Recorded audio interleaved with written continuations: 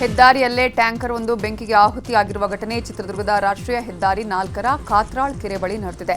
ಚಲಿಸ್ತಾ ಇದ್ದಾಗಲೇ ಟ್ಯಾಂಕರ್ ಅಲ್ಲಿ ಬೆಂಕಿ ಕಾಣಿಸಿಕೊಂಡು ಹೊತ್ತಿ ಉರಿದಿದ್ದು ಟ್ಯಾಂಕರ್ ಹೊತ್ತಿ ಉರಿತಾ ಇರುವ ದೃಶ್ಯವನ್ನ ಸ್ಥಳೀಯರು ಸೆರೆ ಹಿಡಿದಿದ್ದಾರೆ.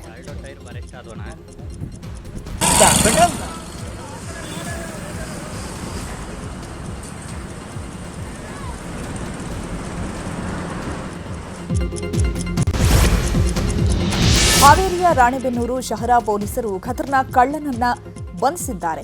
ಶ್ರೀದೇವಿ ಕಟ್ಟೇಕಾರ ಬಂಧಿತ ಕಳ್ಳಿ. ಈಕೆ ಮಗುವಿನ ಜೊತೆ ಐಷಾರಾಮಿ ಕಾರಿನಲ್ಲಿ ಜ್ಯುವೆಲರಿ ಶಾಪ್ಗೆ ಬಂದು ನಕಲಿ ಚಿನ್ನಾಭರಣ ಕೊಟ್ಟು ಅಸಲಿ ಚಿನ್ನವನ್ನ ಕದಿತಾ ಇತ್ತು. ಕದ್ದ ದಿನವೇ ಚಿನ್ನವನ್ನ ಮಾರಾಟ ಮಾಡ್ತಾ ಇತ್ತು. ಇದೇ ರೀತಿ ಬೆನಕ ಗೋಲ್ಡ್ನಲ್ಲಿ ಚಿನ್ನ ಮಾರಾಟ ಮಾಡಲು ಬಂದಾಗ ಪೊಲೀಸರಿಗೆ ಸಿಕ್ಕಿಬಿದ್ದಿದ್ದಾಳೆ. ಇನ್ನು ಬ್ಯಾಂಕ್ ಸಿಬ್ಬಂದಿ ಮಹಿಳೆಯ ಖತರ್ನಾಕ್ ಪ್ಲಾನ್ ಬಿಚ್ಚಿಟ್ಟಿದ್ದಾರೆ. 2-3 ಆಧಾರ್ ಕಾರ್ಡ್ ಬಳಸ್ತಾ ಇದ್ದಂತಹ ಮಹಿಳೆ ತನ್ನ ಗಂಡ ಆರ್ಮಿಯಲ್ಲಿದ್ದಾರೆ ಅಂತ ಕಥೆ ಕಟ್ಟಿದ್ಲಂತೆ. ನಾನು ಟೀಚರ್, ನನಗೆ ತುಂಬಾ ಕಷ್ಟ ಇದೆ ಅಂತ ಹೇಳಿ ಡ್ರಾಮಾ ಮಾಡಿ ಸರ ಮಾರಾಟಕ್ಕೆ ಬಂದಿದ್ದಂತೆ. ಆಧಾರ್ ಮತ್ತು ಮೊಬೈಲ್ ನಂಬರ್ ಹೊಂದಾಣಿಕೆ ಆಗದಿದ್ದಾಗ ಅನುಮಾನ ಬಂದು ಬ್ಯಾಂಕ್ ಸಿಬ್ಬಂದಿ ಪೊಲೀಸರಿಗೆ ಮಾಹಿತಿ ನೀಡಿದ್ದಾರೆ. ಕಳ್ತನ ಮಾಡೋರೆ, ಕಳ್ತನ ಮಾಡಿಕೊಂಡು ಭೀಮಾ ಜ್ಯುವೆಲರ್ಸ್ ಅಂತ ಕಳ್ತನ ಮಾಡ್ಕೊಂಡು ಬೆನಕ ಗೋಲ್ಡ್ ಕಂಪ್ನಿಗೆ ಸೇಲ್ ಮಾಡೋಕ್ಕೆ ಬಂದಿದ್ದರು. ನಾವು ಏನು ಮಾಡಿದ್ವಿ, ಡೌಟ್ ಇದ್ದರು, ಕೂರಿಸಿದ್ವಿ, ಎಲ್ಲ ವೆರಿಫೈ ಮಾಡಿದ್ವಿ. ನಮ್ಮ ಹೆಡ್ ಆಫೀಸಿಂದ ಕಾಲ್ ಬಂತು. ಅಷ್ಟರೊಳಗೆ ಹಿಂಗೆ ಲೇಡಿ ಬಂದರೆ ಒಬ್ಬರು ಈ ಥರ ಡೌಟ್ ಇದ್ದಾರೆ ಕೂರಿಸಿ ಅಂದ್ರೆ. ಆಮೇಲೆ ಭೀಮಾ ಗೋಲ್ಡ್ ಅವ್ರದಿಂದನೇ ಕಳ್ತನ ಮಾಡ್ಯಾರಂತಂದು ಅದು ನ್ಯೂಸ್ ಬಂತು. ಅಲ್ಲಿ ಅವರು ನಾವು ಹೇಳಿರೋ ಕ್ವಶನ್ಗೆ ಕರೆಕ್ಟಾಗಿ ಆನ್ಸರ್ ಕೊಡ್ತಾ ಇರಲಿಲ್ಲ. ಆಮೇಲೆ ನಾವು ಟೀಚರ್ ಅಂದ್ರಲ್ಲ, ಪಾಪು ಬೇರೆ ಇತ್ತು ಕೈಲಿ. ನಾವು ಬಿಡು ಇರ್ಬೋದು ಅಂತ ಕೂರಿಸಿದ್ವಿ. ಆಮೇಲೆ ಒಂದೇ ವೆರಿಫೈ ಸ್ಟಾರ್ಟ್ ಮಾಡಿದ್ವಿ. ಅವ್ರು ಕರೆಕ್ಟಾಗಿ ಆನ್ಸರ್ ಕೊಡ್ತಾ ಇರಲಿಲ್ಲ. ಹಾಗಾಗಿ ಅಂಗಡಿ ದರೋಡೆಕೋರರನ್ನ ಕೇವಲ 20 ದಿನದಲ್ಲೇ ಪೊಲೀಸರು ಬಂಧಿಸಿದ್ದಾರೆ. ವಿಜಯಪುರದ ಚಡಚಣ ತಾಲೂಕಿನ ಹಲಸಂಗಿ ಗ್ರಾಮದ ಭೂಮಿಕಾ ಜ್ಯುವೆಲರಿಯಲ್ಲಿ ದರೋಡೆ ಮಾಡಲಾಗಿತ್ತು. ಸದ್ಯ ದರೋಡೆ ಪ್ರಕರಣ ಭೇದಿಸಿದ ಪೊಲೀಸರು ಹಣಮಂತ ವಾಗೋಲಿ, ಶಿವರಾಜ್ ನಾವಿ ಅನ್ನುವರನ್ನ ಬಂಧಿಸಿದ್ದಾರೆ.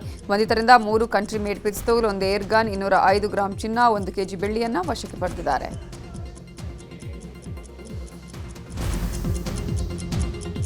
ಇವರು ಮೂಲತಃ ಇಬ್ಬರು ಆರೋಪಿತರಾದಂತಹ ಹನುಮಂತ್ ವಾಗೋಲಿ 28 ವರ್ಷ, ಇಂಥ ಡೈರಿ ವ್ಯಾಪಾರ ಮಾಡ್ಕೊಂಡಿದ್ದಾನೆ ಪುಣಾದಲ್ಲಿ. ಮತ್ತು ಇನ್ನೊಬ್ಬ ಆರೋಪಿಯಾದಂತಹ ಶಿವರಾಜ್ ನಾವಿ ಅನ್ನೋನು ಚಾಲಕ ವೃತ್ತಿ ಕೆಲಸವನ್ನು ಮಾಡಿದ್ದಾನೆ. ಇವನು ಕೂಡ ಈಗ ಸದ್ಯ ಪುಣಾದಲ್ಲಿರ್ತಾನೆ. ಇವರು ಮೂಲತಃ ಜತ ತಾಲೂಕು ಸಂಕ ಗ್ರಾಮದವರು. ಇವರು ಪುಣಾದಲ್ಲಿ ಪರಿಚಯ ಇರ್ತಾರೆ ಒಬ್ಬರಿಗೊಬ್ಬರು. ಈ ದರೋಡೆ ಮಾಡಬೇಕಂತಲೇ ಇವರು ಆಂಸಗಳನ್ನು ಪ್ರೊಕ್ಯೂರ್ ಮಾಡಿರ್ತಾರೆ. ಇವೇ ಹತ್ರ ಇದ್ದ ಬೆಳಗಾವಿ ಜಿಲ್ಲೆಯ ಕಾಗವಾಡ ತಾಲೂಕಿನ ಉಗಾರ ಗ್ರಾಮದಲ್ಲಿ ನಡೆದಿದ್ದ ಮನೆ ದರೋಡೆಕೋರರನ್ನ ಬಂಧಿಸುವಲ್ಲಿ ಕಾಗವಾಡ ಪೊಲೀಸರು ಯಶಸ್ವಿಯಾಗಿದ್ದಾರೆ. ಅದೇ ಗ್ರಾಮದ ಆರೋಪಿಗಳಾದ ಯಾಸಿನ್ ಸುತಾರ ಹಾಗೂ ಜಮೀರ್ ಜಮಾದಾರ ಇಬ್ಬರು ಆರೋಪಿಗಳನ್ನು ಬಂಧಿಸಿದ್ದಾರೆ. ಕಳೆದ 10 ದಿನಗಳ ಹಿಂದೆ ಉಗಾರ ಗ್ರಾಮದ ಜಿನ್ನಪ್ಪ ಮಾಕನ್ನವರ್ ಅನ್ನೋರ ಮನೆಯನ್ನ ದರೋಡೆ ಮಾಡಿದ್ದಂತಹ ಖದೀಮರು 22 ಲಕ್ಷ ಮೌಲ್ಯದ ಚಿನ್ನಾಭರಣ, ಬೆಳ್ಳಿ ಹಾಗೂ ನಗದು ಹಣವನ್ನು ದೋಚಿಕೊಂಡು ಎಸ್ಕೇಪ್ ಆಗಿದ್ರು. ಪ್ರಕರಣ ದಾಖಲಿಸಿಕೊಂಡು ತನಿಖೆ ನಡೆಸಿದ್ದ ಕಾಗವಾಡ ಪೊಲೀಸರು ಇಬ್ಬರು ಆರೋಪಿಗಳನ್ನು ಬಂಧಿಸಿ ಒಟ್ಟು 19.58 ಲಕ್ಷ ಮೌಲ್ಯದ ಚಿನ್ನ, ಬೆಳ್ಳಿಯನ್ನ ರಿಕವರಿ ಮಾಡುವಲ್ಲಿ ಯಶಸ್ವಿಯಾಗಿದ್ದಾರೆ. ವಿಳಾಸ ಕೇಳೋ ನೆಪದಲ್ಲಿ ಮಾಂಗಲ್ಯ ಸರ ಎಗರಿಸಿದ್ದ ಆರೋಪಿಯನ್ನ ಪೊಲೀಸರು ಬಂಧಿಸಿದ್ದಾರೆ. ಕೊಪ್ಪಳದಲ್ಲಿ ಬಸ್ ನಿಲ್ದಾಣದಲ್ಲಿ ಕಳ್ಳನೊಬ್ಬ ಗಂಗಾ ಅನ್ನುವರ ಬಳಿ ವಿಳಾಸ ಕೇಳುವ ನೆಪದಲ್ಲಿ 20 ಗ್ರಾಂ ಮಾಂಗಲ್ಯ ಸರ ಎಗರಿಸಿದ್ದ. ಸದ್ಯ ಈ ಬಗ್ಗೆ ದೂರು ದಾಖಲಾಗ್ತಿದ್ದಂತೆ ಕಾರಟಗಿ ಪೊಲೀಸರು ಕಾರ್ಯಾಚರಣೆ ನಡೆಸಿ 24 ಗಂಟೆಯಲ್ಲೇ ಆರೋಪಿಯನ್ನ ಬಂಧಿಸುವಲ್ಲಿ ಯಶಸ್ವಿಯಾಗಿದ್ದಾರೆ. ಕನಕಗಿರಿ ತಾಲೂಕಿನ ಈಚನಾಳದ ಹನುಮೇಶ್ನನ್ನ ಬಂಧಿಸಿರುವ ಪೊಲೀಸರು ಮಾಂಗಲ್ಯ ಸರ, ಬೈಕ್, ಮೊಬೈಲ್ ಅನ್ನು ವಶಕ್ಕೆ ಪಡೆದಿದ್ದಾರೆ. ಹಲಸೂರು ಗೇಟ್ ಪೊಲೀಸರು ಕಾರ್ಯಾಚರಣೆ ನಡೆಸಿ ನಕಲಿ ಶ್ಯೂರಿಟಿ ಹಾಕ್ತಾ ಇದ್ದಂತಹ ನಾಗರಾಜ್ ಆಚಾರಿಯನ್ನ ಬಂಧಿಸಿದ್ದಾರೆ. ಮಾಗಡಿಯ ದೇವಸ್ಥಾನವೊಂದರಲ್ಲಿ ಅರ್ಚಕನಾಗಿದ್ದ ನಾಗರಾಜ್ ಆಚಾರಿ ಒಟ್ಟು 9 ಕೇಸ್ಗಳಲ್ಲಿ ನಕಲಿ ಶ್ಯೂರಿಟಿ ಹಾಕಿದ್ದ. ಸದ್ಯ ಸಿಟಿ ಸಿವಿಲ್ ಕೋರ್ಟ್ನ ಅಸಿಸ್ಟೆಂಟ್ ರಿಜಿಸ್ಟರ್ ದೂರಿನ ಮೇಲೆ ಪೊಲೀಸರು ಆರೋಪಿಯನ್ನ ಬಂಧಿಸಿ ಜೈಲಿಗಟ್ಟಿದ್ದಾರೆ. ಬೆಂಗಳೂರಲ್ಲಿ ಮಗನಿಂದನೇ ತಂದೆಯ ಹತ್ಯೆ ಪ್ರಕರಣಕ್ಕೆ ಟ್ವಿಸ್ಟ್ ಸಿಕ್ಕಿದೆ. ಸೊಸೆ ಜೊತೆ ಅನೈತಿಕ ಸಂಬಂಧವೇ ಕೊಲೆಗೆ ಕಾರಣ ಎನ್ನಲಾಗ್ತಿದೆ. ಮಗನನ್ನ ಕೊಲೆ ಮಾಡಲು ಮೊದಲು ಮುನಿಕೃಷ್ಣ ಅವರೇ ಚಾಕು, ದೊಣ್ಣೆ ಹಿಡ್ಕೊಂಡು ಬಂದಿದ್ದಾರಂತೆ. ಈ ದೃಶ್ಯ ಸಿಸಿಟಿವಿಯಲ್ಲಿ ಸೆರೆಯಾಗಿದೆ. ಇನ್ನು ಇದೇ ವಿಚಾರಕ್ಕೆ ಈ ಹಿಂದೆಯೂ ಗಲಾಟೆ ನಡೆದಿತ್ತಂತೆ. ಸೋಮವಾರ ಗಲಾಟೆ ವಿಕೋಪಕ್ಕೆ ತಿರುಗಿದೆ. ಈ ವೇಳೆ ಮುನಿಕೃಷ್ಣ ಮೇಲೆ ಮಗ ಮೋಹನ್ ಹಲ್ಲೆ ಮಾಡಿದ್ದು ಸ್ಥಳದಲ್ಲಿ ಕುಸಿದು ಮುನಿಕೃಷ್ಣಪ್ಪ ಸಾವನ್ನಪ್ಪಿದ್ದಾರೆ.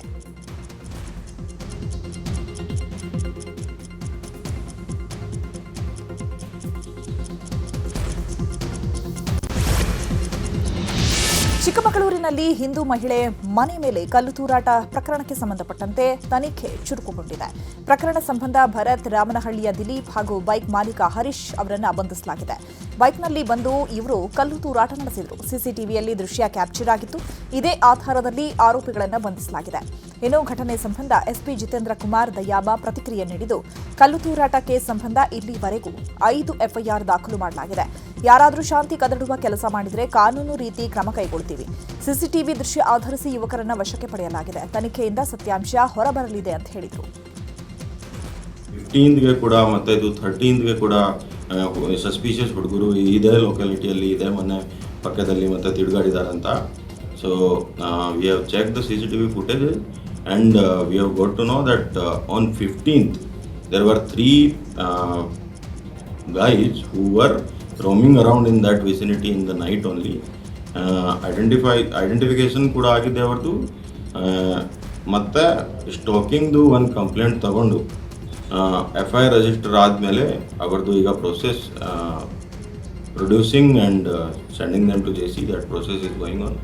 ಮತ್ತು ಇದು ಸ್ಟ್ಯಾಂಡ್ ಅಲೋನ್ ಇನ್ಸಿಡೆಂಟ್ ಇದೆ ಅಥವಾ 15ದು ಮತ್ತು 16th ಇನ್ಸಿಡೆಂಟ್ದು ಸ್ವಲ್ಪ ಕನೆಕ್ಷನ್ ಇದೆ, that is a matter of investigation and we are still in the process to ascertain that.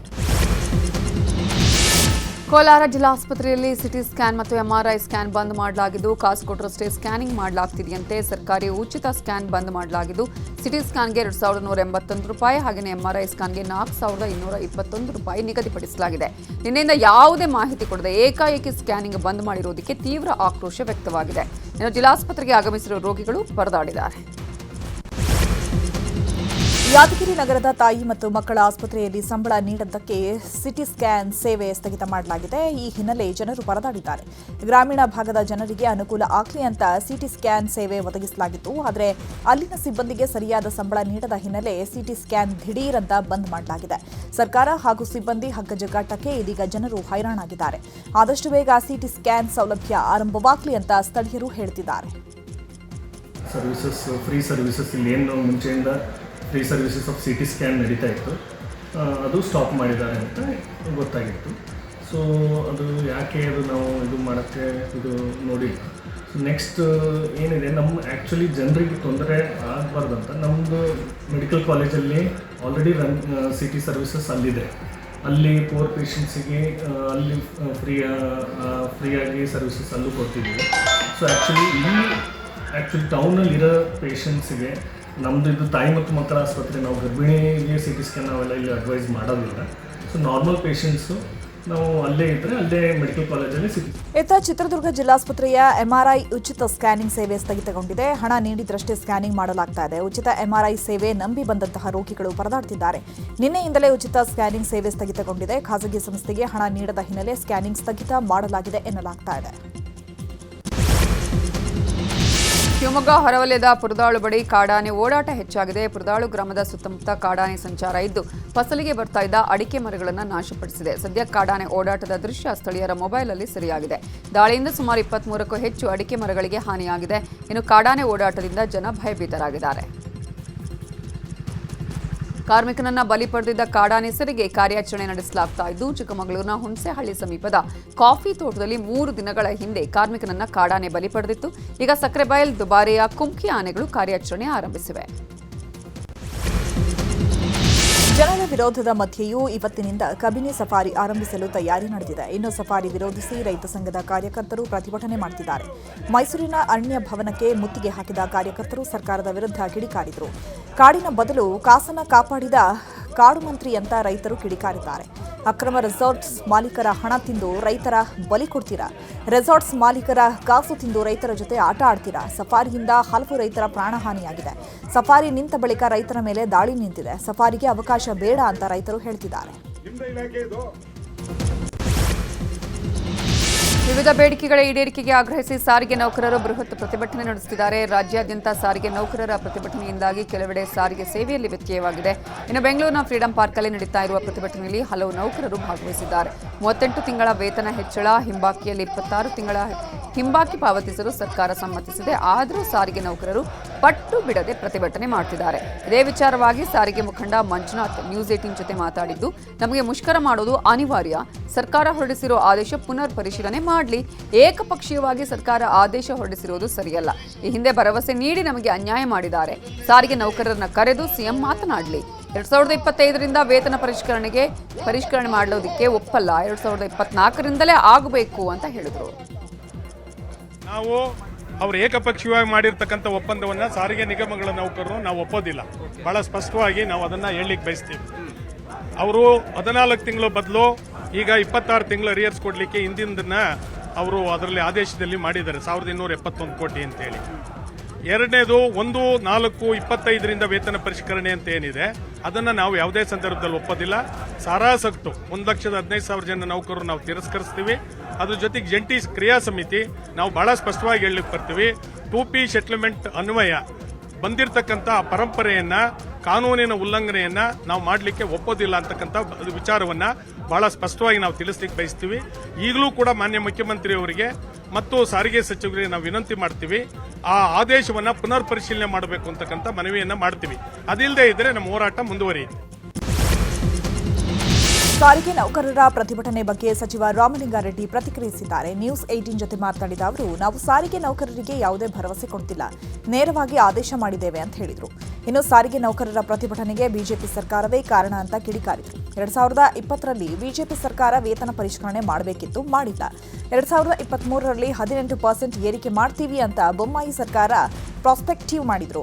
2020ರಿಂದಲೇ ವೇತನ ಪರಿಷ್ಕರಿಸಿಲ್ಲ. 2023ರಲ್ಲೂ ಏಕಪಕ್ಷೀಯ ನಿರ್ಧಾರವೇ ಆಗಿದೆ. ನಮ್ಮ ನಿರ್ಧಾರ ಸ್ಪಷ್ಟವಾಗಿದೆ, ನೋಡೋಣ ಏನಾಗುತ್ತೆ. ವಿಜಯೇಂದ್ರ, ಅಶೋಕ್ ಮೊಸಳೆ ಕಣ್ಣೀರು ಸುರಿಸುತ್ತಿದ್ದಾರೆ. ಬೊಮ್ಮಾಯಿ ಸರ್ಕಾರ ಬಜೆಟ್ನಲ್ಲಿ ಹಣ ಮೀಸಲಿಡದೆ ಊಸುರುವಳ್ಳಿ ತರ ಬಣ್ಣ ಬದಲಿಸುತ್ತಿದ್ದಾರೆ ಅಂತ ಹೇಳಿದರು. 2020ರಲ್ಲಿ ಆಗಿದ್ದಂಥ BJP ಸರ್ಕಾರ, ಯಡಿಯೂರಪ್ಪನವರು ಚೀಫ್ ಮಿನಿಸ್ಟರ್ ಆಗಿದ್ದರು. ಆಗ ಮಾಡಬೇಕಾಗಿತ್ತು, ಅವ್ರು ಮಾಡಲಿಲ್ಲ. ಆಮೇಲೆ 2023ರಲ್ಲಿ ಬೊಮ್ಮಾಯಿಯವರು ಚೀಫ್ ಮಿನಿಸ್ಟರ್ ಆಗಿದ್ದಾಗ ಚುನಾವಣೆಗೆ ಮುಂಚೆ 15% ಜಾಸ್ತಿ ಮಾಡ್ತೀವಿ ಅಂತೇಳಿ ಆದೇಶ ಏನು ಮಾಡಿದ್ರು, ಪ್ರಾಸ್ಪೆಕ್ಟಿವ್ ಮಾಡಿಬಿಟ್ರು. 38 ತಿಂಗಳು ಬಾಕಿ ಕೊಡಬೇಕಾಗಿತ್ತು ಅವ್ರ ಪ್ರಕಾರ ಆಗಿದ್ದರೆ. BJP ವಿಜೇಂದ್ರ ಅವರು, ಅಶೋಕ್ ಅವರು ಮೊಸಳೆ ಕಣ್ಣೀರು ಸುರಿಸ್ತಾರೆ. 23ವರೆಗೂ ಅವ್ರ ಸರ್ಕಾರನೇ ಇತ್ತಲ್ಲ, ಕೊಡ್ಬೋದಿತ್ತಲ್ಲ. ಸಾರಿಗೆ ನೌಕರರು ನಡೆಸ್ತಾ ಇರುವ ಪ್ರತಿಭಟನೆಗೆ ಬಿಜೆಪಿ ಸಾಥ್ ಕೊಟ್ಟಿದೆ. ಸಾರಿಗೆ ನೌಕರರು ತಮ್ಮ ನ್ಯಾಯಯುತ ಬೇಡಿಕೆಗಾಗಿ ಹೋರಾಟ ಮಾಡ್ತಿದ್ದಾರೆ. ನೌಕರರ ಹೋರಾಟಕ್ಕೆ ನಮ್ಮ ಬೆಂಬಲ ಇದೆ ಅಂತ ಹೇಳಿದ್ರು. ವಿಪಕ್ಷ ನಾಯಕ ಆರ್ ಅಶೋಕ್ ಮಾತಾಡಿ, ಈ ಸರ್ಕಾರ ಬಂದ ದಿನದಿಂದ ನೌಕರರಿಗೆ ಇವತ್ತು ಬಾ ನಾಳೆ ಬಾ ಅಂತ ಹೇಳ್ತಾನೆ ಇದೆ. ರೋಸಿ ಹೋಗಿ ನೌಕರರು ಪ್ರತಿಭಟನೆ ಮಾಡ್ತಿದ್ದಾರೆ ಅಂತ ಹೇಳಿದ್ರು. ಇದೇ ವಿಚಾರವಾಗಿ ಮಾತಾಡಿರೋ MLC CT ರವಿ ಕೂಡ ಸರ್ಕಾರದ ವಿರುದ್ಧ ಕಿಡಿಕಾರಿದ್ದಾರೆ. ಸಾರಿಗೆ ಇಲಾಖೆಯ ನೌಕರರ ಬೇಡಿಕೆ ಈ ಸರ್ಕಾರ ಬಂದಾಗಿಂದನೂ ಕೂಡ ಆ ಬೇಡಿಕೆಯನ್ನು ನಾಳೆ ಬಾ ನಾಳೆ ಬಾ ನಾಳೆ ಬಾ ಅಂತೇಳಿ ರಾಮಲಿಂಗಾರೆಡ್ಡಿಯವರು ಮುಖ್ಯಮಂತ್ರಿಗಳು ಮುಂದೂಡ್ತಾ ಇದ್ರು. ಕಾರಣ, ಸರ್ಕಾರದ ಖಜಾನೆಯಲ್ಲಿ ಹಣ ಇಲ್ಲ, ಖಾಲಿಯಾಗಿದೆ. ಅವರ ನ್ಯಾಯಯುತವಾದಂಥ ಬೇಡಿಕೆಯನ್ನು ಸರ್ಕಾರ ಈಗಾಗಲೇ ಈಡೇರಿಸಬೇಕಾಗಿತ್ತು. ಇದು ಸರ್ಕಾರದ ಫೇಲ್ಯೂರು. ಸರ್ಕಾರದಲ್ಲಿ ಹಣ ಇದ್ದಿದ್ರೆ ಇಷ್ಟೊತ್ತಾಗಲೇ ಅದನ್ನು ಕ್ಲಿಯರ್ ಮಾಡಬೇಕಾಗಿತ್ತು. ಹಿಂದೆ ಅವರು ಚಳವಳಿ ಮಾಡಿದಾಗ ಇವರು ಅರಿಯರ್ಸ್ ಕೊಡ್ತೀವಿ ಅಂತ ಕಮಿಟ್ ಮಾಡ್ಕೊಂಡಿದ್ರು. ಈಗ ಅರಿಯರ್ಸ್ ಕೊಡದೇ ಇರೋದು ಸಾರಿಗೆ ನೌಕರರಿಗೆ ಅವರ ಮಾತಿಗೆ ವಿಶ್ವಾಸಘಾತಕತನ ಮಾಡ್ದಂಗೆ ಆಗುತ್ತೆ. ವಿಶ್ವಾಸಘಾತಕತನ ಮಾಡಬೇಡಿ. ಅವರಿಗೆ ಧಮಕಿ ಹಾಕೋದನ್ನು ಬಿಡಿ. ಧಮಕಿ ಹಾಕೋದನ್ನು ಬಿಟ್ಟು ನ್ಯಾಯಯುತವಾಗಿ ಕೊಡಬೇಕಾಗಿರ್ತಕ್ಕಂಥ ಹಿಂಬಾಕಿಯನ್ನು ಕೊಡಿ. ಅವ್ರಿಗೇನು ಕೇಳ್ತಾ ಇದ್ದಾರೆ? ಹಿಂಬಾಕಿ ಕೊಡಿ ಅಂತ ಕೇಳ್ತಿದ್ದಾರೆ. ಬೆಂಗಳೂರಿನಲ್ಲಿ ಬಿಜೆಪಿ ಕಾರ್ಯಕಾರಿಣಿ ಸಭೆ ನಡೀತಾ ಇದೆ. ಕಾರ್ಯಕಾರಿಣಿಯಲ್ಲಿ ಕೇಂದ್ರ ಸಚಿವ ಗಜೇಂದ್ರ ಸಿಂಗ್ ಶೇಖಾವತ್, ಬಿಜೆಪಿ ರಾಷ್ಟ್ರೀಯ ಸಂಘಟನಾ ಕಾರ್ಯದರ್ಶಿ BL ಸಂತೋಷ್, ಬಿಜೆಪಿ ರಾಜ್ಯಾಧ್ಯಕ್ಷ BY ವಿಜಯೇಂದ್ರ ಸೇರಿದಂತೆ ಹಲವರು ಪಾಲ್ಗೊಂಡಿದ್ದಾರೆ.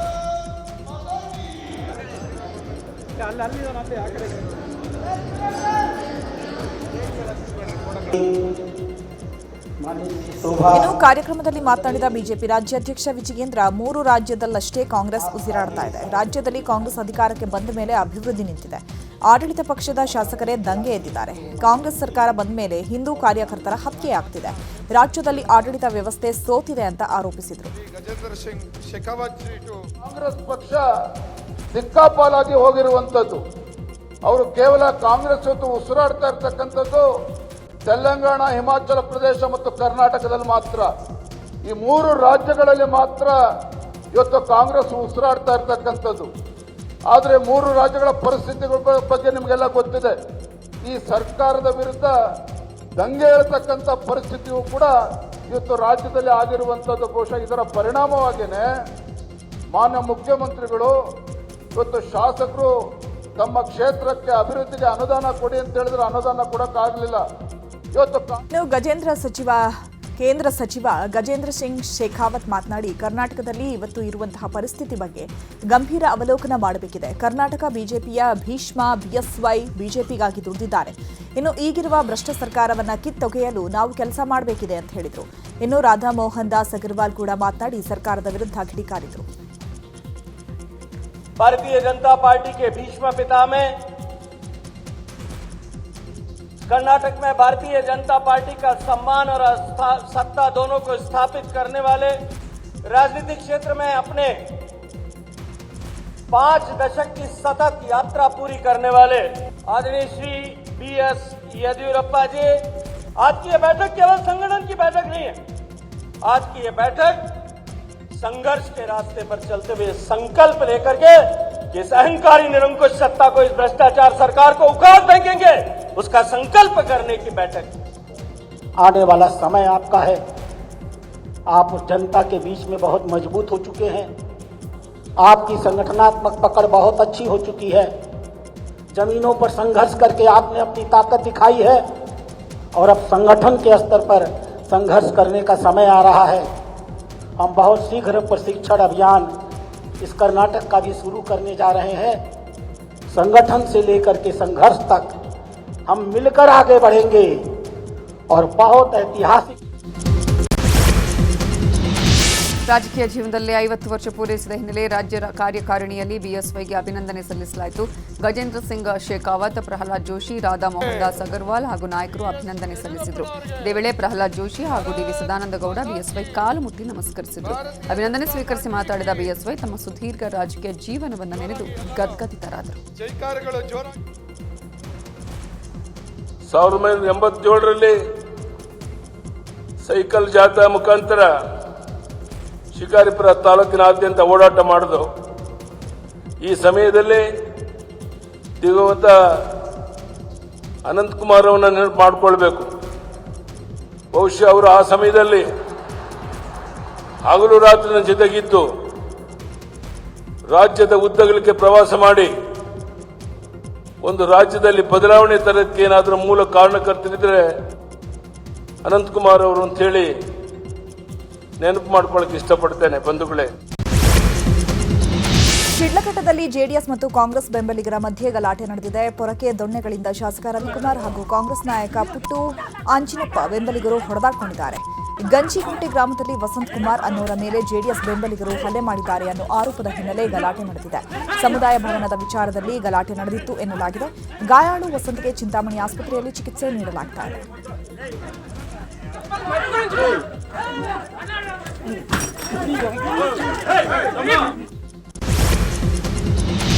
ಮುಂಬರುವ ವಿಧಾನಸಭಾ ಚುನಾವಣೆ ಹಿನ್ನೆಲೆ ಅಸ್ಸಾಂಗೆ ಕಾಂಗ್ರೆಸ್ ಸ್ಕ್ರೀನಿಂಗ್ ಕಮಿಟಿ ಅಧ್ಯಕ್ಷೆ ಹಾಗೂ ವಯನಾಡು ಸಂಸದೆ ಪ್ರಿಯಾಂಕಾ ವಾದ್ರಾ ಭೇಟಿ ಕೊಟ್ಟಿದ್ದಾರೆ. 2 ದಿನ ಅಸ್ಸಾಂನಲ್ಲಿ ಮ್ಯಾರಥಾನ್ ಸ್ಕ್ರೀನಿಂಗ್ ಸಭೆಗಳಿಗೆ ಚಾಲನೆ ಕೊಟ್ಟಿದ್ದಾರೆ. ಇದಕ್ಕೂ ಮೊದಲು ಗುವಾಹಟಿಯ ಕಾಮಾಖ್ಯ ದೇಗುಲಕ್ಕೆ ಭೇಟಿ ಕೊಟ್ಟಿದ್ದು ಕಾಮಾಖ್ಯ ದೇವಿ ದರ್ಶನ ಪಡೆದುಕೊಂಡಿದ್ದಾರೆ.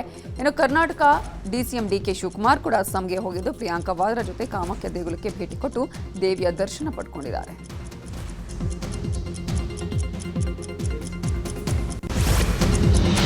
ಸರ್ಕಾರದ ಮುಖ್ಯ ಕಾರ್ಯದರ್ಶಿ ಶಾಲಿನಿ ರಜನೀಶ್ ವಿರುದ್ಧ ಸಾಮಾಜಿಕ ಕಾರ್ಯಕರ್ತ ಸ್ನೇಹಮಯಿ ಕೃಷ್ಣ ಸಮರ ಸಾರಿದ್ದಾರೆ. ಮುಡಾ ಮಾಜಿ ಆಯುಕ್ತ ನಟೇಶ್ರಿಂದ ಹಣ ಪಡೆದು ಮುಂಬಡ್ತಿ ಕೊಟ್ಟಿದ್ದಾರೆ ಅಂತ ಆರೋಪಿಸಿರುವ ಸ್ನೇಹಮಯಿ ಇಡಿ ಹಾಗೂ ಆದಾಯ ತೆರಿಗೆ ಇಲಾಖೆ ಅಧಿಕಾರಿಗಳಿಗೆ ದೂರು ಕೊಟ್ಟಿದ್ದಾರೆ. ಈ ಬಗ್ಗೆ ಜಾಲತಾಣದಲ್ಲಿ ಮಾಹಿತಿ ಕೊಟ್ಟಿರುವ ಸ್ನೇಹಮಯಿ ಕೃಷ್ಣ, ಕರ್ನಾಟಕ ರಾಜ್ಯ ಖಾದಿ ಮತ್ತು ಗ್ರಾಮೋದ್ಯೋಗ ಇಲಾಖೆಗೆ ಸೇರಿದ KA 41C 6723 ನಂಬರ್ನ ಕಾರ್ನಲ್ಲಿ 5 ಬ್ಯಾಗ್ಗಳಲ್ಲಿ ಹಣ ತುಂಬಿಸಿ ಶಾಲಿನಿ ರಜನೀಶ್ ಕಡೆಯವರಿಗೆ ಕೊಟ್ಟಿದ್ದಾರೆ. ಕಾರಲ್ಲಿ ಬಂದ ನಿಖಿಲ್, ಜಸ್ವಂತ್, ನಟೇಶ್ ಹಾಗೂ ಶಾಲಿನಿ ರಜನೀಶ್ ಕರೆಗಳನ್ನು ಪರಿಶೀಲನೆ ಮಾಡಿದ್ರೆ ಸತ್ಯ ಹೊರಬರುತ್ತೆ ಅಂತ ಸ್ನೇಹಮಯಿ ಹೇಳಿದ್ದಾರೆ. ನನ್ನ ಮೇಲಿನ ಆರೋಪ ನಿರಾಧಾರ ಅಂತ ಶಾಲಿನಿ ರಜನೀಶ್ ಪ್ರತಿಕ್ರಿಯೆ ಕೊಟ್ಟಿದ್ದಾರೆ. ರಾಜ್ಯದಲ್ಲಿ 37,000 ಕೋಟಿ ರೂಪಾಯಿ ಬಿಲ್ ಬಾಕಿ ಇದೆ. ಒಂದು ಹಂತದಲ್ಲೇ ಬಿಲ್ ಬಿಡುಗಡೆ ಮಾಡಬೇಕು ಅಂತ ಗುತ್ತಿಗೆದಾರರ ಸಂಘ ಆರೋಪಿಸಿದೆ. ಹುಬ್ಬಳ್ಳಿಯಲ್ಲಿ ಗುತ್ತಿಗೆದಾರರ ಸಂಘದ ಸಭೆ ನಡೆಯಿತು. ಸಭೆಯಲ್ಲಿ ಮಾತನಾಡಿದ ಗುತ್ತಿಗೆದಾರರ ಸಂಘದ ರಾಜ್ಯಾಧ್ಯಕ್ಷ ಮಂಜುನಾಥ್, ನಮ್ಮ ಬೇಡಿಕೆಗೆ ಸರ್ಕಾರ ಸ್ಪಂದನೆ ನೀಡಿಲ್ಲ ಅಂದ್ರೆ ನಾವು ಮಾರ್ಚ್ 6ರಂದು ರಾಜ್ಯಾದ್ಯಂತ ಹೋರಾಟವನ್ನು ಮಾಡ್ತೀವಿ ಅಂತ ಎಚ್ಚರಿಸಿದ್ದಾರೆ. ಸರ್ಕಾರದ ವಿರುದ್ಧ ಗುತ್ತಿಗೆದಾರರು ಕಮಿಷನ್ ಆರೋಪ ಮಾಡಿದ್ದಾರೆ. ಕಮಿಷನ್ ಆರೋಪದ ಬಗ್ಗೆ ಸಚಿವ ಸತೀಶ್ ಜಾರಕಿಹೊಳಿ ಪ್ರತಿಕ್ರಿಯೆ ಕೊಟ್ಟಿದ್ದು, ಕಮಿಷನ್ ಇದ್ರೆ ಪರಿಹಾರ ಹುಡ್ಕೊಳ್ಬೇಕಾ ಅಲ್ವಾ? ಸಿಎಂ ಇದ್ದಾರೆ, ಲೋಕಾಯುಕ್ತ ಇದೆ, ಅವರ ಗಮನಕ್ಕೆ ತರಲಿ, ಅಷ್ಟೊಂದು ಬಾಕಿ ಯಾಕಿದೆ ಅಂತ ಚಿಂತನೆ ಆಗಬೇಕು. ಬಿಜೆಪಿ ಅವಧಿಯಲ್ಲಿ ಕೆಲವು ಟೆಂಡರ್ಗಳನ್ನು ಬಜೆಟ್ ಸಪೋರ್ಟ್ ಇಲ್ಲದೆ ಕೊಡಲಾಗಿತ್ತು. ಬಿಜೆಪಿ ಸರ್ಕಾರ ಆ ರೀತಿ ಮಾಡದೇ ಇದ್ದಿದ್ರೆ ಪೇಮೆಂಟ್ ಡಿಲೇ ಆಗ್ತಿರ್ಲಿಲ್ಲ. ಹಿಂದಿನ ಸರ್ಕಾರ ಮಾಡಿರೋ ತಪ್ಪುಗಳಿಂದ ಸಮಸ್ಯೆ ಆಗಿದೆ. ನೀರಾವರಿ, ಲೋಕೋಪಯೋಗಿ ಇಲಾಖೆಯಲ್ಲಿ ಜಾಸ್ತಿ ಬಾಕಿ ಇದೆ. ಕಾಮಗಾರಿ ನಿಲ್ಲಿಸೋಕ್ಕಾಗಲ್ಲ. ನಮ್ಮಲ್ಲಿರೋ ಬಜೆಟ್ ಅಲ್ಲಿ ಬ್ಯಾಲೆನ್ಸ್ ಮಾಡ್ತಿದ್ದೀವಿ ಅಂತ ಹೇಳಿದ್ರು. ದಾವಣಗೆರೆ ದಕ್ಷಿಣ ವಿಧಾನಸಭಾ ಕ್ಷೇತ್ರ ಉಪಚುನಾವಣೆ ಕಾಂಗ್ರೆಸ್ ಟಿಕೆಟ್ ವಿಚಾರಕ್ಕೆ ಈಗ ಕಾಂಗ್ರೆಸ್ ವರಿಷ್ಠರಿಗೆ ತಲೆನೋವಾಗಿ ಪರಿಣಮಿಸಿದೆ. ಟಿಕೆಟ್ ಪಡೆಯಲು ಒಂದ್ ಕಡೆ ಮುಸ್ಲಿಂ ಮುಖಂಡರು ಪ್ರಯತ್ನ ಪಡ್ತಿದ್ದಾರೆ, ಮತ್ತೊಂದು ಕಡೆ ಮಲ್ಲಿಕಾರ್ಜುನ ಸಹೋದರ ಗಣೇಶ್ ಕೂಡ ಟಿಕೆಟ್ ಆಕಾಂಕ್ಷಿಯಾಗಿದ್ದಾರೆ. ಈ ಮಧ್ಯೆ ನನ್ನ ಮಗನಿಗೆ ಟಿಕೆಟ್ ಕೊಡಿ, ಇಲ್ಲವಾದ್ರೆ ನಾನು ರಾಜೀನಾಮೆ ಕೊಡ್ತೀನಿ ಅಂತ ಸಚಿವ ಮಲ್ಲಿಕಾರ್ಜುನ್ ಸಿಎಂ ಬಳಿ ಹೇಳಿದ್ದಾರೆ ಎನ್ನಲಾಗಿದೆ. ಬೀದರ್ನ ಕೋಲಾರ ಕೈಗಾರಿಕಾ ಪ್ರದೇಶಕ್ಕೆ ಪರಿಸರ ಮಾಲಿನ್ಯ ನಿಯಂತ್ರಣ ಮಂಡಳಿ ಅಧ್ಯಕ್ಷ ನಾರಾಯಣಸ್ವಾಮಿ ಭೇಟಿ ಕೊಟ್ಟಿದ್ದಾರೆ. ಅನೇಕ ಕೈಗಾರಿಕೆಗಳಿಂದ ಸಮಸ್ಯೆ ಆಗ್ತಿರೋ ಬಗ್ಗೆ ದೂರು ಬಂದ ಹಿನ್ನೆಲೆ ಮರುಪರಿಶೀಲನೆ ನಡೆಸಿದ್ದಾರೆ. ಇನ್ನು ಇದೇ ವೇಳೆ ಸಮಸ್ಯೆ ಹೇಳಲು ಬಂದ ಗ್ರಾಮಸ್ಥ ಪ್ರಶಾಂತ್ ಅನ್ನುವತನ ಮೇಲೆ ನಾರಾಯಣಸ್ವಾಮಿ ಸಿಡಿಮಿಡಿಕೊಂಡಿದ್ದಾರೆ. ನಾನು ಇಲ್ಲಿ ಬಂದಾಗ ಮಾತಾಡೋದಲ್ಲ, ಏನೇ ಇದ್ರೂ ನನ್ನ ಕಚೇರಿಗೆ ಬಂದು ಮಾತಾಡಿ ಅಂತ ಗರಂ ಆಗಿದ್ದಾರೆ. ಕಸ ವಿಲೇವಾರಿ ವಿಚಾರವಾಗಿ ಡಿಸಿಎಂ ಡಿಕೆಶಿ ಹಾಗೂ ಬಿಜೆಪಿ ಶಾಸಕ ಧೀರಜ್ ನಡುವೆ ಟಾಕ್ ವಾರ್ ನಡೀತಾ ಇದೆ. ದೊಡ್ಡಬಳ್ಳಾಪುರದಲ್ಲಿ ಡಿಸಿಎಂ ಡಿಕೆಶಿ ವಿರುದ್ಧ ಬಿಜೆಪಿ ಶಾಸಕ ಧೀರಜ್ ವಾಗ್ದಾಳಿ ನಡೆಸಿದ್ದಾರೆ. ದೊಡ್ಡಬಳ್ಳಾಪುರಕ್ಕೆ ಬರುವ ಕಸವನ್ನ ಕನಕಪುರಕ್ಕೆ ತರಿಸಿಕೊಳ್ಳಿ, ವೈಜ್ಞಾನಿಕವಾಗಿ ಕಸ ವಿಲೇವಾರಿ ಮಾಡ್ತಾ ಇದ್ರೆ ಅದನ್ನ ನಿಮ್ಮ ಕ್ಷೇತ್ರಕ್ಕೆ ತರಿಸಿಕೊಳ್ಳಿ. ಬೆಂಗಳೂರಿಗೆ ಸೌತ್ ಬೆಂಗಳೂರು ಹತ್ತಿರ ಇದೆ, ಅಲ್ಲಿಗೆ ಕಸ ಶಿಫ್ಟ್ ಮಾಡಿಕೊಳ್ಳಿ. ಅದೇನು ಅನುದಾನ ಇದೆಯೋ ಅದನ್ನೆಲ್ಲ ನೀವೇ ಪಡೆದುಕೊಳ್ಳಿ, ನಿಮ್ಮ ತಾಲೂಕೇ ಉದ್ಧಾರ ಆಗಲಿ ಅಂತ ವ್ಯಂಗ್ಯವಾಡಿದ್ದಾರೆ. ರಾಯಚೂರು ಜಿಲ್ಲೆಯ ದೇವದುರ್ಗ ಗಾಣದಾಳ ಗ್ರಾಮದ ಪಶು ಆಸ್ಪತ್ರೆ ಇದ್ದೂ ಇಲ್ಲದಂತಾಗಿದೆ. ಪಶು ಆಸ್ಪತ್ರೆ ಕಟ್ಟಡ ಸಂಪೂರ್ಣ ಶಿಥಿಲಗೊಂಡಿದೆ. ಕಳೆದ 40 ವರ್ಷಗಳ ಹಿಂದೆ ಕಟ್ಟಿದ್ದ ಆಸ್ಪತ್ರೆಯ ಕಟ್ಟಡ ಇದಾಗಿದ್ದು ಮುಟ್ಟಿದ್ರೆ ಬೀಳುವಂತಿದೆ. ಇಂತಹ ಕಟ್ಟಡದಲ್ಲಿ ವೈದ್ಯರು ಕೂರೋದಿಕ್ಕೂ ಭಯಪಡ್ತಿದ್ದಾರೆ. ಉತ್ತರ ಕನ್ನಡ ಜಿಲ್ಲೆಯ ಪುರಾಣ ಪ್ರಸಿದ್ಧ ಗೋಕರ್ಣ ಮಹಾಬಲೇಶ್ವರ ಜಾತ್ರಾ ಮಹೋತ್ಸವ ನಡೀತಾ ಇದೆ. ಗೋಕರ್ಣ ಮಹಾಬಲೇಶ್ವರ ದೇವರ ಜಾತ್ರೆ ನಿಮಿತ್ತ ನಡೆದಂತಹ ರಥೋತ್ಸವ ಇದಾಗಿದ್ದು ಲಕ್ಷಾಂತರ ಭಕ್ತರು ದೇವರ ದರ್ಶನವನ್ನು ಪಡೆದುಕೊಂಡಿದ್ದಾರೆ. ಇನ್ನು ಸಿದ್ದಾಪುರ ತಾಲೂಕಿನ ಬೀಳಗಿಯಲ್ಲಿ ಅಪರೂಪದ ಘಟನೆ ನಡೆದಿದೆ. ಗೌಡಿಕೈ ಗಣಪತಿ ಹೆಗಡೆ ಮತ್ತು ಲಕ್ಷ್ಮೀ ಹೆಗಡೆ ದಂಪತಿಯ ಕುಟುಂಬದಲ್ಲಿ ಪ್ರಪೌತ್ರ ಮುಖದರ್ಶನ ಶಾಂತಿ ಕನಕಾಭಿಷೇಕ ಸಂಭ್ರಮ ನಡೆಯಿತು.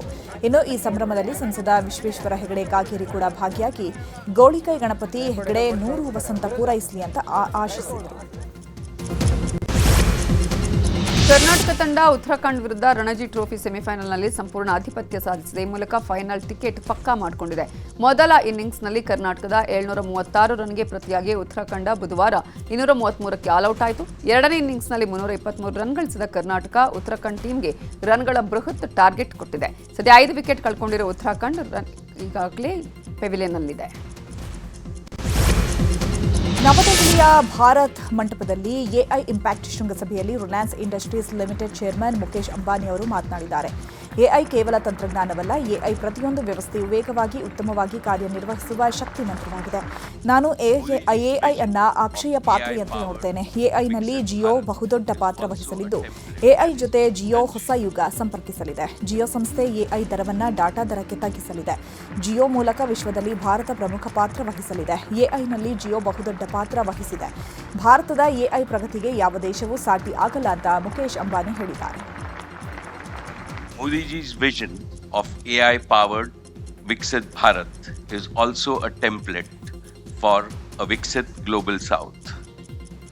If wisely used, I believe AI can usher in an era of superabundance, a world without poverty, and a future of prosperity for all the 8 billion people on our beautiful planet is now within sight, within reach. Friends, artificial intelligence is not just another technology. For the first time, humans are creating human-like systems that can learn, speak, analyze, move, and produce autonomously. AI is the mantra that powers every yantra or every machine and system to work faster, better, and smarter. I see AI as a modern day Akshay Patra, the legendary vessel in Mahabharat that provided endless nourishment to all. Likewise, AI offers limitless augmentation in knowledge, efficiency, and productivity. We are only at the dawn of this era. The best.